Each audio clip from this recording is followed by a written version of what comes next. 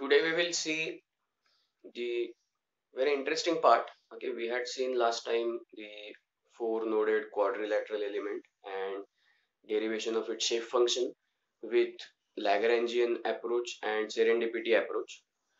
Okay, today we will see the Jacobian matrix. Jacobian matrix is a very important matrix. Okay, when it comes to the correlation of two coordinate systems. Okay, remember in quadrilateral element, four noded quadrilateral element, we had derived shape functions in natural coordinates. Okay, we had derived shape functions in natural coordinates, and we said that it cannot be derived directly in global coordinates because quadrilateral being a general four-sided figure. Okay, in global coordinate, which shape we are going to assume to go ahead and derive the relations. Okay, so that remains to be unknown, and that is why we selected a two-dimensional natural coordinate system wherein the extent of the zeta and eta terms, okay, in respective directions are 2. Okay, so they are varying from -1 to +1, and that gives us a general square shape, okay, to derive our relations, okay, derive shape functions in natural coordinates. And we will be extending those shape function relations which we have derived in natural coordinates, okay, and we will be extending them into global coordinates to derive the relations, okay, to derive the relations, and eventually to derive the strain matrix, and then go on and derive the stiffness matrix for the element. Okay, so let's get started. Okay, this is the four node quadrilateral element, okay, which is known to us, okay, zeta and eta, and this is the general shape function formula: 1 plus zeta zeta I multiplied by 1 plus eta eta I divided by 4. Okay, now zeta I eta I being the coordinates of that particular node. So if I am finding for n1, okay, zeta I eta I are -1 -1, so n1 will become 1 by 4, 1 minus zeta 1 minus eta. Similarly, n2 will become 1 by 4, 1 plus zeta 1 minus eta.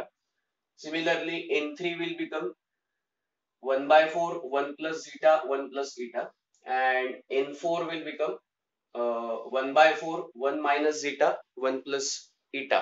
Okay, so using this general formula, it is very easy to find the shape functions for four noded quadrilateral element. Okay, we had also seen the isoparametric nature of element. Okay, and in this particular four noded quadrilateral element, okay, we are using same shape functions, okay, same shape functions to derive the geometry, and same shape functions to derive the displacements. Okay, so that is what I have written over here. So the same set of shape functions we are using to derive the geometry. Okay, now derive the geometry means, okay, I can have any point within the element, okay, and I can find its coordinates with the help of those shape functions. So this is what I have written over here: xy. Okay, then this n10, n20 up to n40. Then in the second row it is 0 n1, 0 n2 up to 0 n4 multiplied by the coordinates, global coordinates, okay, of my element. Okay, so that is x1 y1, x2 y2, x3 y3, x4 y4. So that will give me the geometry information of the element in the global coordinate system, as well as similarly I can find the displacements, okay, displacements also. So u1 v1, u2 v2, u3 v3, u4 v4 are the displacements, okay, at particular node. Okay, since it's a two-dimensional element, so there is 2 degree of freedom that we all know. So uv is equal to again the same matrix, okay, same shape function matrix multiplied by the displacements. Okay, and because of this nature of the element, okay, this element is also called as isoparametric element. Okay, isoparametric four noded quadrilateral element. Okay, and we had also seen the remaining two cases, that is subparametric and superparametric. Okay, now let us just continue the discussion on these points wherein the same set of shape functions are used to derive geometry as well as displacements, okay, in the global coordinates. And when we are trying to do that, you need to pay attention Okay, the n1, n2, n3, n4 are in natural coordinates. Okay, n1, n2, n3, n4 are in natural coordinates. And if I consider, let's say, geometry or displacements, whatever we consider, okay, but these are the global coordinate entities. Okay, these are the global coordinate entities. Remember, zeta varying from -1 to +1, eta varying from -1 to +1. Okay, there is no variation as such for x and y being global. Okay, so they will have a global Cartesian coordinate system with an origin at 0, 0. Okay, and it will be an x or y coordinate system. Now, when that happens, okay, we need to establish a relationship between a natural coordinate system and global coordinate system. Okay, remember in some books, natural coordinate system is also called as local coordinate system. Okay, so both these words are the same. Okay, natural or local. Then we need to develop a relationship between the natural coordinate system and global coordinate system, and this can be achieved by with the help of chain rule of partial differentiation. Okay, chain rule of partial differentiation. So what I write, dou by dou zeta. Okay, dou by dou zeta is dou x by dou zeta multiplied by dou x plus dou y by dou zeta multiplied by dou y. Okay, similarly, for eta, I write dou by dou eta is equal to dou x by dou eta multiplied by dou x plus dou y by dou eta multiplied by uh, dou y by dou eta multiplied by dou y. Okay, so this is a chain rule of partial differentiation. Okay, chain rule of partial differentiation. I can go on in addition. Okay, I can have any number of terms in this. Okay, the rule continues. Okay, rule continues. So as I change x, okay, I keep on changing these partial differential. Okay, so it is dou x by dou zeta multiplied by dou x. So eventually we are not doing anything. So as you can see, this dou x will get cut. It is still dou by dou zeta. Okay, here also it is still dou by dou zeta. So that way it is a chain rule of partial differentiation. Okay, it continues. So since we have only two terms, okay, zeta, eta, and xy, which is two-dimensional coordinate system. Okay, so we'll restrict our chain rule up to two terms only. So now when that happens, okay, I can easily rewrite it in the matrix form, which is given as the matrix, vertical matrix or the vector matrix dou by dou zeta, dou by dou eta equal to dou x by dou zeta, dou y by dou zeta, dou x by dou eta, dou y by dou eta, multiplied by again a vector matrix dou by dou x, dou by dou y. Okay, dou by dou x, dou by dou y. Now, why we are keeping these numerators of partial differential empty? Okay, we are not writing any variable after dou because you can have any variable. You can have u, you can have v. Okay, so that we will see later. Okay, it can be written for dou u by dou zeta. Okay, the same thing, or it can also be written for dou v by dou zeta. So we will see that, okay, slightly later. So that's why we have kept it open. Yeah, that's why we have kept it open. Now what we are doing, on the left hand side I have a natural coordinate system. Okay, partial differentials with respect to zeta and eta, okay, is equal to a square matrix. Okay, is equal to a square matrix. Again, partial differential terms, okay, are involved in that square matrix, and partial differential terms are in what order? It is a partial differential of global coordinate variable with respect to local coordinate variable or natural coordinate variable. So it is partial differential of x with respect to zeta. Okay, partial differential of y with respect to zeta, partial differential of x with respect to eta, partial differential of y with respect to eta. Okay, so it is partial differential of global variable with respect to natural variable. Okay, so that is what we have in those square term matrix multiplied by dou by dou x and dou by dou y, which is again a square vector matrix. Okay, now very carefully we need to focus on this square matrix. The square matrix is basically correlating the partial derivatives. Okay, what it is correlating? It is correlating the partial derivatives in global coordinate system to the local coordinate system. Okay, so it is like I have on the left hand side partial derivatives with respect to natural coordinate system is equal to the square matrix multiplied by partial derivatives with respect to global coordinate system. Okay, so that is what it is correlating. So this square matrix, which is of the order 2 by 2, is called as Jacobian matrix. Okay, it's called as Jacobian matrix J. Okay, and this J is given by dou x by dou zeta, dou I by dou zeta, dou x by dou eta, dou I by dou eta, which also can be in general termed as J11 term, J12, J21, J22. Okay, J11, J12, J21, J22. Okay, just for the simplicity. Now, what exactly this J11, J12 is? Okay, what exactly this J11, J12 is, that we will see. Now, we all know that, okay, X, which is a global variable term, okay, X is given by summation I equal to 1 to 4 Nixi. Okay, summation I equal to 1 to 4 Nixi, which is nothing but N1 X1 plus N2 X2 plus N3 X3 plus N4 X4. Okay, and similarly we can write this for ny also. Okay, ny also. Okay, ny also. So when we say j11, okay, when we say j11, okay, it is nothing but partial derivative of x with respect to zeta. Okay, partial derivative of x with respect to zeta. Now we already know that, okay, x is what, summation nixi. Okay, x is what, summation nixi. So when I say partial derivative of x with respect to zeta, okay, when I say partial derivative of x with respect to zeta, now when I am trying to partially differentiate with respect to zeta, I must ensure that I have a zeta term, okay, zeta term in my differential. Okay, then only I will be able to differentiate it partially. Okay, then only I will be able to differentiate it partially. Otherwise, the partial differential will give me zero value, because if I don't have that term, okay, partial differential will not give me any result. It will simply give me zero. Okay, so when that happens, okay, it is J11 is what, dou x by dou zeta. It is coming from here. Okay, J11 is what, dou x by dou zeta. This is what J11 is. Okay, this is what J11 is. So it is dou x by dou zeta. Now x, what we have said, x is summation I equal to 1 to 4 Nixi. Okay, now it is same as partial differential of Nixi with respect to zeta. Okay, it is same as partial differential of Nixi with respect to zeta. And when that happens, okay, I have actually four shape functions. Okay, four shape functions. So it is going to be partial differential of Nixi. Okay, but inside a summation. Okay, inside a summation.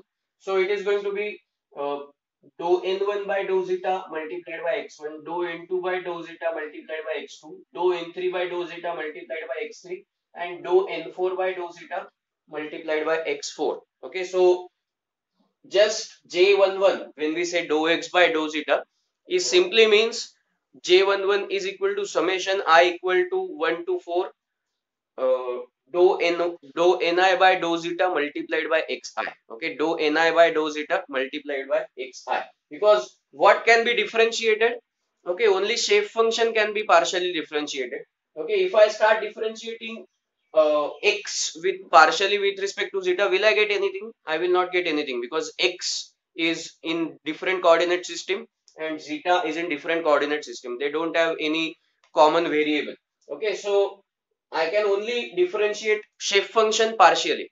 Okay, I can only differentiate shape function partially, and that is why this x1 term is remaining as constant. Okay, and we are not differentiating it. Okay, but we are differentiating the shape function, because it is a function of zeta and eta. Okay, it is a function of zeta and eta. So when that happens, my j11 eventually becomes dou n1 by dou zeta multiplied by, or dou ni by dou zeta multiplied by xi. Okay, over a summation I equal to 1 to 4. Now similarly, j12 becomes summation I equal to 1 to 4 dou ni by dou zeta multiplied by yi. Similarly, J21 becomes summation I equal to 1 to 4 dou ni by dou eta xi, and J22 becomes summation I equal to 1 to 4 dou ni by dou eta yi. Okay, so this is very important. Okay, this is very important to understand first what Jacobian matrix is actually giving us. Okay, what Jacobian matrix is actually giving us. Now, let us try to define what exactly is Jacobian matrix doing. So, Jacobian matrix, as you can see, is correlating the partial differential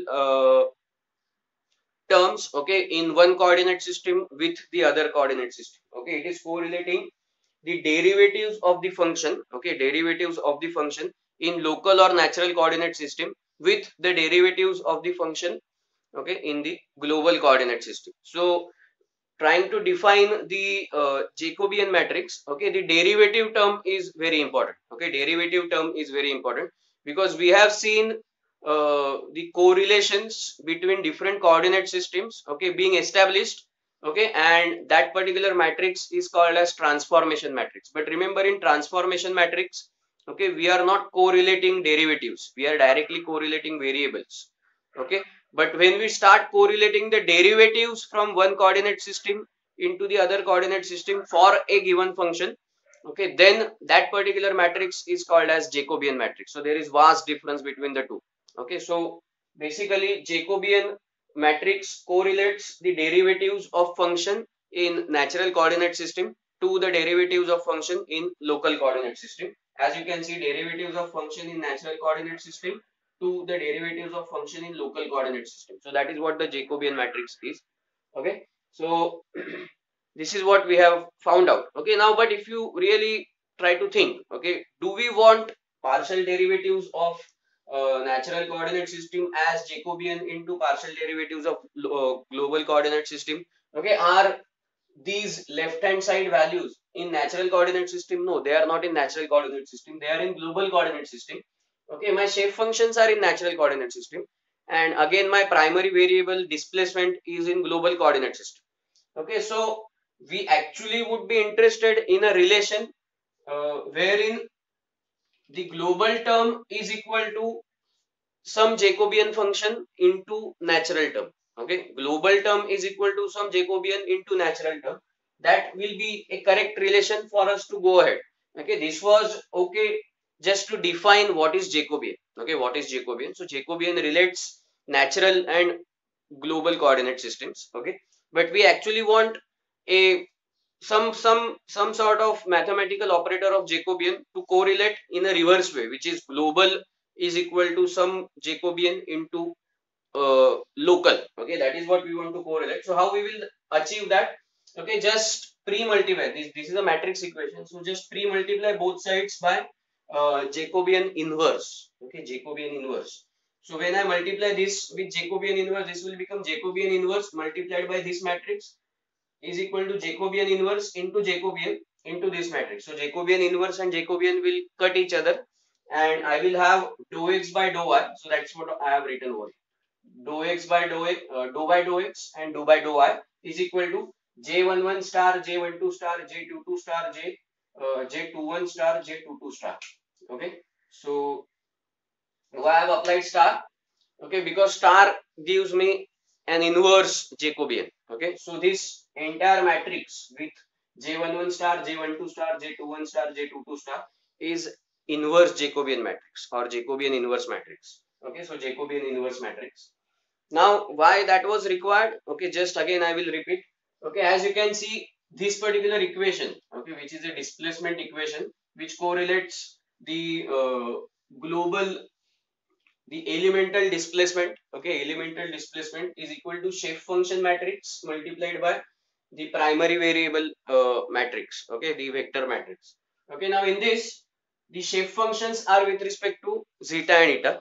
Okay, and primary variables are in global coordinate system. So if we are able to say convert shape functions which are with respect to zeta eta are need to be converted into a global coordinate term. Okay, and in order to do that, okay, in order to do that, we must have a relation wherein we are correlating the partial derivatives of with respect to x and y is equal to some Jacobian function multiplied by partial derivatives with respect to zeta eta.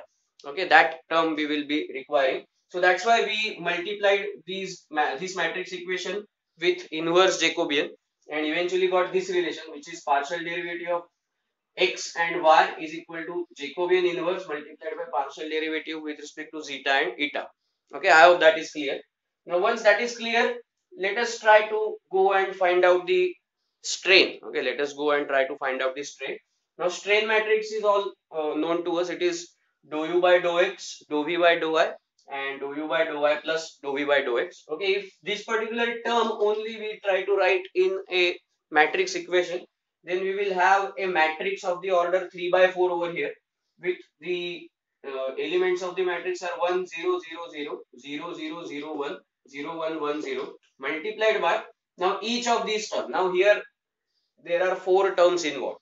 Okay, so it is dou u by dou x, dou u by dou y, dou v by dou x, dou v by dou y. Okay, when I multiply, what I will get? This is 3 by 4, this is 4 by 1. So eventually I will get a matrix of the order 3 by 1, which is this. Okay, so just multiply. This 1 multiplied by this will give me dou u by dou x. Then this multiplied by this, I will get the last term because here it is 0. So it is dou v by dou y. And when I multiply third row with this column matrix, I will get dou u by dou y plus dou v by dou x. So addition of the middle two terms, dou u by dou y plus dou v by dou x. So this particular attempt was made just to convert this strain matrix into multiplication of two matrices. So this particular matrix we call as B1. Okay, this particular matrix we call as B1. Okay, now let us try to define what we exactly mean by this uh, column matrix. Okay, dou u by dou x, dou u by dou y, dou v by dou x, dou v by dou y. Okay, now if you remember what I said, okay, I can write here dou u by dou x, dou u by dou y. Okay, I can write here dou v by dou x, dou v by dou y. Okay, so for a single global variable, okay, I must partially differentiate it with respect to x and y. Okay, partially differentiate it with respect to x and y because on each node I have 2 degrees of freedom. Okay, on each node I have 2 degrees of freedom, and in strain, okay, we do this cross partial differentials. Okay, so u is partially differentiated with x as well as it is partially differentiated with y. Okay, so u will be partially differentiated with xy, so that are two terms, and then v will also be partially differentiated with xy, that are two terms. So that's why I have four terms over here. Okay, dou u by dou x, dou u by dou y, dou v by dou x, dou v by dou y. So now when I try to write dou u by dou x, dou u by dou y, okay, it is what I can write it from here. Okay, I can write it from here. So I can simply say it is dou u by dou x, dou u by dou y. Okay, dou u by dou zeta, dou u by dou eta. Okay, so when I write that, okay, it is what j11 star multiplied by dou u by dou z plus j12 star multiplied by dou u by dou eta. That is what dou u by dou x is. Okay, so these four elements of matrix, so that is j11 star, j12 star, j21 star, j22 star. Okay, multiplied by dou u by dou zeta, dou u by dou eta. That will give me this matrix. Similarly, I can rewrite this for the remaining variable, that is dou v by dou x, dou v by dou zeta is equal to dou v by dou zeta, dou v by dou eta. Okay, that also are same set of matrices. Okay, so j11 star, j12 star, j21 star, j22 star. So that's what I have written over here. Okay, j11 star, j12 star, j21 star, j22 star. Now when I rearrange this in a bigger matrix, okay, bigger set of matrix, this is what I get.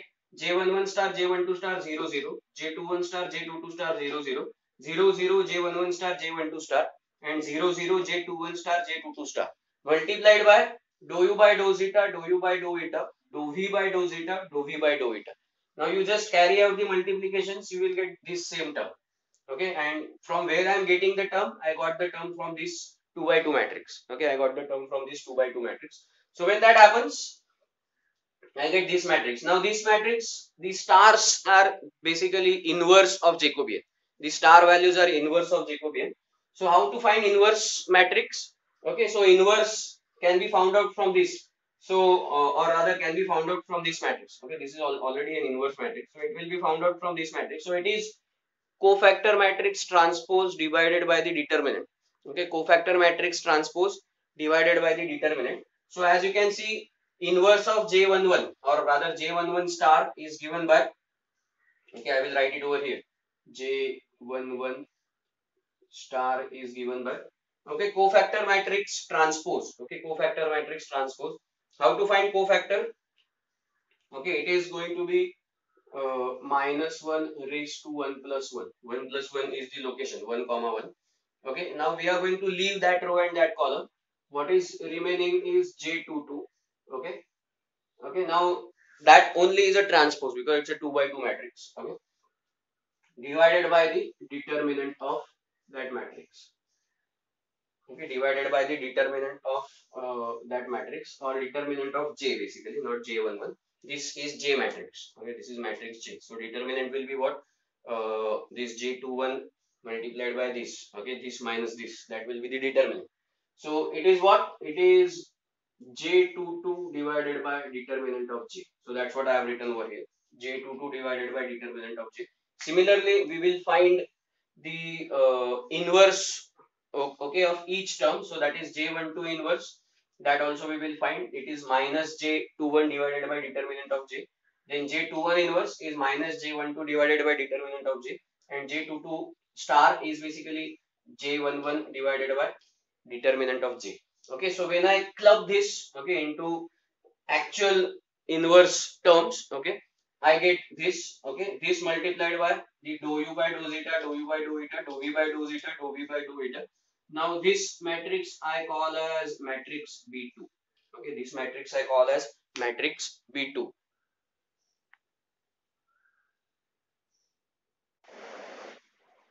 Okay, we had seen this matrix B2, which is nothing but the finding the inverse. Okay, so all these terms which we had only written as J11 inverse, we have actually found the inverse, okay, out here, and this is matrix B2.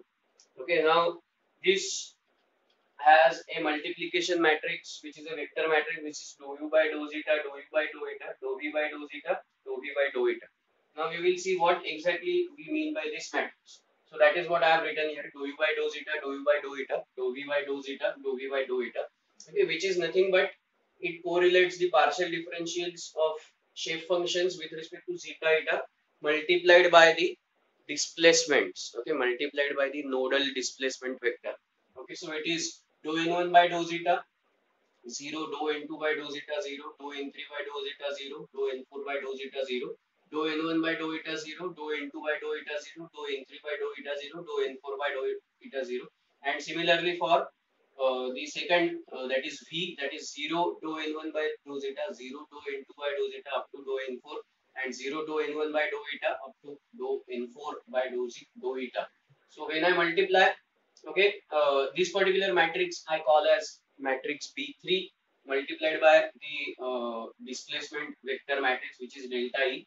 Okay, now when I actually club everything back, okay, remember we started from strain. Okay, this is epsilon x, this is epsilon y, this is psi xy.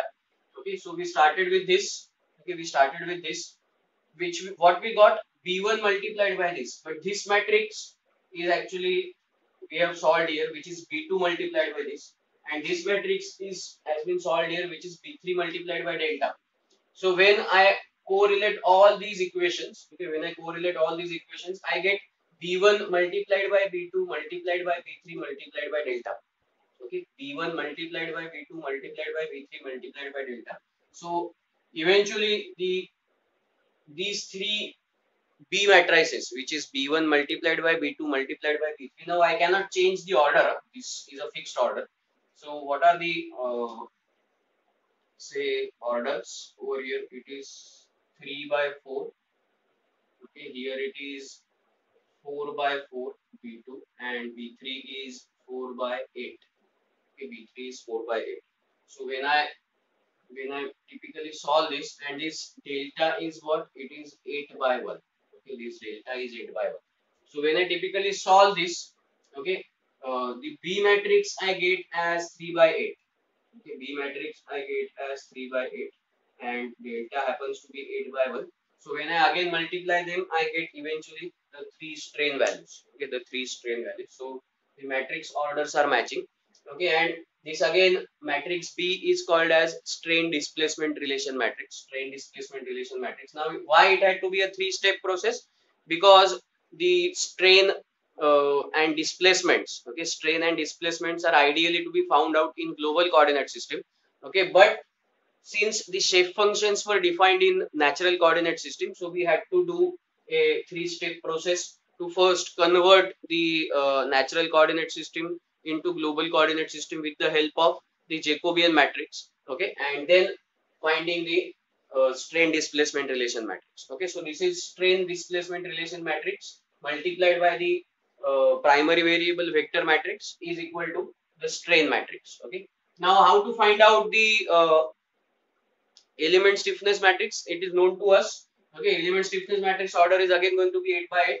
it is a integration over a volume, transpose of this B multiplied by stress strain matrix multiplied by B over a differentiated over a integrated over a volume. Okay, which can also be given as, okay, double integration, okay, transpose of B multiplied by D multiplied by B multiplied by the thickness multiplied by area. Now how area is given, it is dx dy, okay, it is dx dy, so that's why double integration. And it can also be written in terms of natural coordinate system as the double integration of -1 to 1, okay, double integration of -1 to 1 transpose of B, then D matrix, then multiplied by B, multiplied by T, multiplied by the determinant of Jacobian, okay, multiplied by determinant of Jacobian, d zeta d eta, okay, integrated over d zeta d eta. So that also can be found out, okay, and this is what the stiffness matrix of the order 8 by 8 for a 4-noded isoparametric quadrilateral element, okay, or isoparametric 4-noded quadrilateral element, okay, and we had seen the procedure of finding the Jacobian matrix for the isoparametric 4-node quadrilateral element. Similarly, Jacobian can also be found out for a 3-noded CST element provided we find shape functions in natural coordinate system. Remember why we did this for 4-noded quad element and why we did not do this for a 4-node rectangular element or CST element. Okay, CST element we found out shape functions in global coordinate system itself. Okay, and in 4-node rectangular element also we found out the shape functions in global coordinate system itself, and that's why there was no coordinate transformation in terms of derivatives was required, okay, or correlation between derivatives are required. Okay, now why it was required here, because we derived shape functions in natural coordinate system and actual strains will be found out in global coordinate systems. Okay, so that's why we wanted a relationship which can correlate derivatives of these two coordinate systems with each other, and that correlation has been provided with the help of Jacobian matrix.